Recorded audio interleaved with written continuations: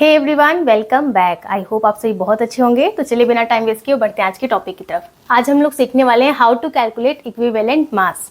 तो सबसे पहले इक्विवेलेंट वेट निकालने के लिए आपको क्या करना होता है। सबसे पहले इसका फॉर्मूला होता है equivalent mass is equal to जो भी आपका मॉलिक्यूलर मास है वो मॉलिक्यूलर मास अपॉन एक्स। अब x यहाँ पर क्या है, x है आपका वैलेंसी फैक्टर, ठीक है, where x is equal to valency factor. अब ऐसे अभी आपको समझ नहीं आ रहा होगा x कैसे कैलकुलेट करना है, उसको आप एग्जांपल से समझिए। सपोज कीजिए आपको इक्विवेलेंट वेट निकालना है HCl का, ठीक है। यहाँ मैं आपके लिए लिख देती हूँ, find equivalent weight of HCl, ठीक है। कैसे निकालेंगे, तो फॉर्मूला क्या है, मॉलिक्यूलर मास अपॉन एक्स। अब यहाँ पर देखिए ये एसिड की बात हो रही है, HCl क्या है, एसिड है।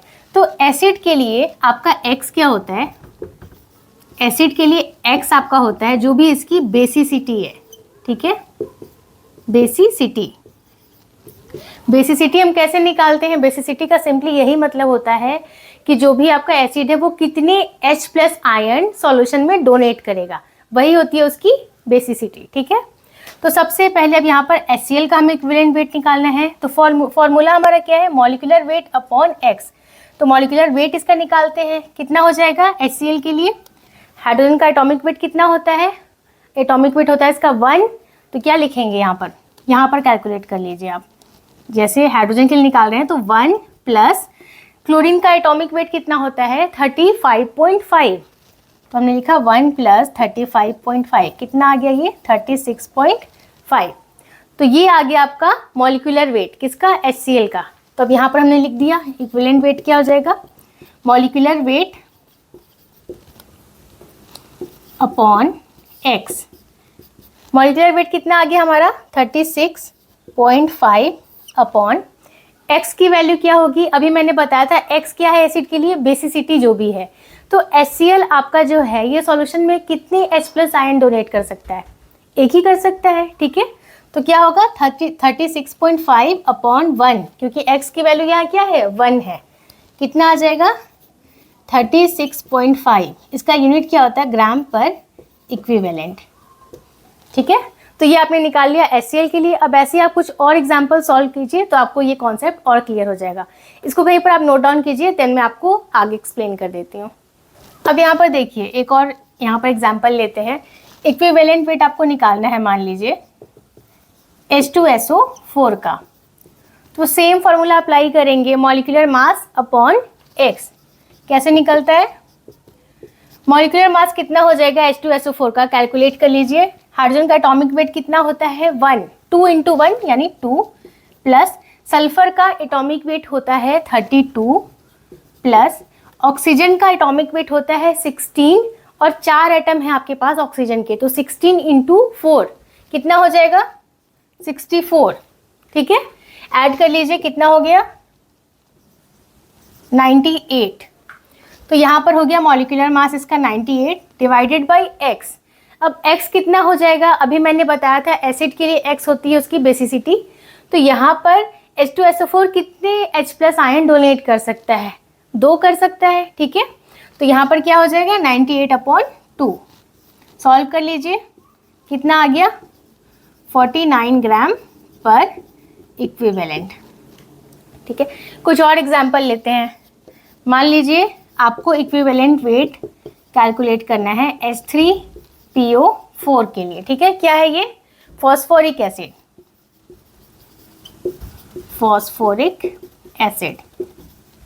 इसके लिए अगर कैलकुलेट करना है तो कैसे निकालेंगे। अब यहाँ पर देखिए H3PO4 है।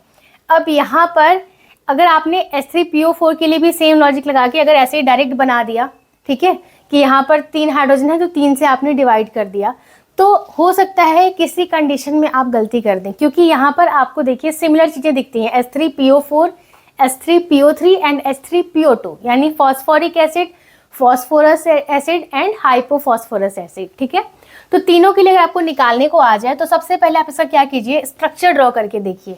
अब क्या है H3PO4, ठीक है। तो क्या करते हैं, सबसे पहले स्ट्रक्चर ड्रॉ कर लेते हैं। फॉस्फोरस की वैलेंसी 5 होती है, यहाँ डबल बॉन्ड से एक ऑक्सीजन हमने लगा दिया और बाकी के 3 ये सिंगल बॉन्ड से। अब देखिए हाइड्रोजन कितना है, 3 अटैच करा हमने। अब देखिए ये ऑक्सीजन आपका क्या होता है, इलेक्ट्रोनेगेटिव होता है, तो ये वाले हाइड्रोजन को भी ये निकाल लेगा खींच के, इसको भी और इसको भी, ठीक है। इट मीन्स 3 हाइड्रोजन आपके मतलब H+ आयन आपके डोनेट हो रहे हैं, ठीक है। तो इट मीन्स यहाँ पर आपका जो वैलेंसी फैक्टर है X वो हो गया 3। तो कैसे सॉल्व करेंगे इसके लिए, इक्विवेलेंट वेट क्या हो जाएगा आपका, molecular weight upon X। X तो हमें पता लग गया कितना है यहाँ पर X, 3, 1 2 3, ठीक है।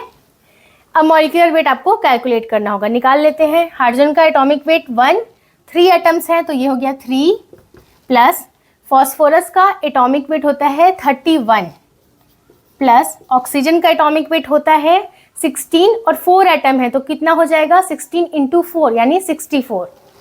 ऐड कर लीजिए 98, ठीक है, यानी 98/3। सॉल्व कर लेंगे कितना हो जाएगा,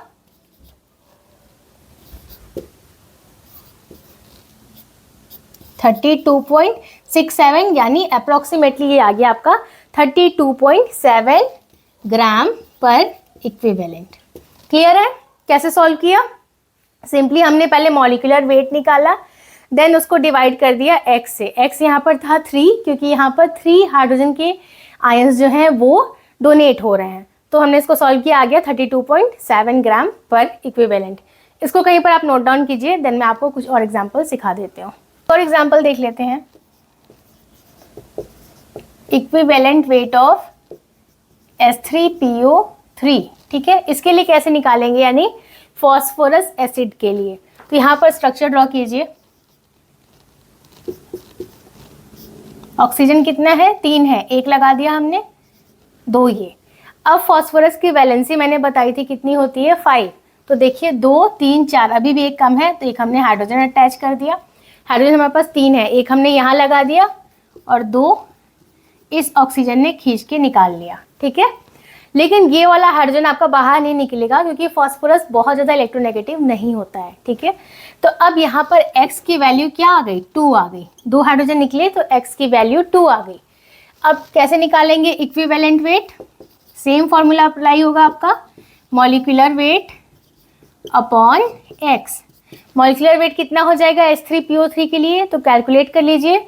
हाइड्रोजन का एटॉमिक वेट कितना हो गया, 1, 3 एटम्स है तो 3 × 1 यानी 3, प्लस फॉस्फोरस का आपका एटॉमिक वेट होता है 31, प्लस ऑक्सीजन का एटॉमिक वेट होता है 16 और 3 एटम्स हैं तो 16 × 3 कितना हो गया, 48।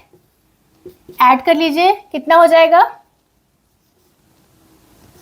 82, ठीक है। तो मॉलिक्यूलर वेट आ गया आपका 82 डिवाइडेड बाय X। X की वैल्यू क्या है यहाँ पर, 2। सॉल्व कर लीजिए, 41 ग्राम पर इक्विवेलेंट। क्लियर है, तो ये आ गया आपका इक्विवेलेंट वेट H3PO3 के लिए। नेक्स्ट इसको नोट कीजिए, एक और एग्जांपल सॉल्व कर लेते हैं। एक और एग्जांपल ले लेते हैं, इक्विवेलेंट वेट हम निकाल लेते हैं H3PO2 के लिए। ये क्या है, हाइपोफॉस्फोरस एसिड। अब सेम यहाँ पर भी हम सेम रूल अप्लाई करते हैं। पहले क्या करेंगे, स्ट्रक्चर ड्रॉ कर लेते हैं। ऑक्सीजन कितना है यहाँ पर, 2 ही है, एक को हमने डबल बॉन्ड से लगाया और एक को सिंगल बॉन्ड से। वैलेंसी होती है 5 फॉस्फोरस की, तो क्या करेंगे, 2 हमें हाइड्रोजन अटैच करना पड़ेगा, ठीक है। अब कितना हाइड्रोजन आपके पास बचा है, 1 ही बचा है ना। इट मीन्स ये वाले हाइड्रोजन को सिर्फ ये ऑक्सीजन बाहर खींच के निकाल पाएगा। तो X की वैल्यू यहाँ क्या आ गई, 1। X की वैल्यू आ गई यहाँ पर 1। तो अब इक्विवेलेंट वेट कैलकुलेट कर लेते हैं। फॉर्मूला क्या हो जाएगा, molecular weight divided by X।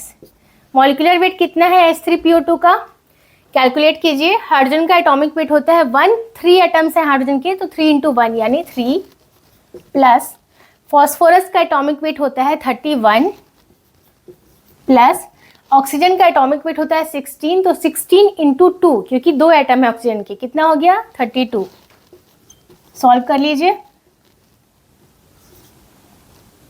66, ठीक है। तो मॉलिक्यूलर वेट आ गया 66 डिवाइडेड बाय एक्स, एक्स की वैल्यू है 1, कितना आ गया 66 ग्राम पर इक्विवेलेंट।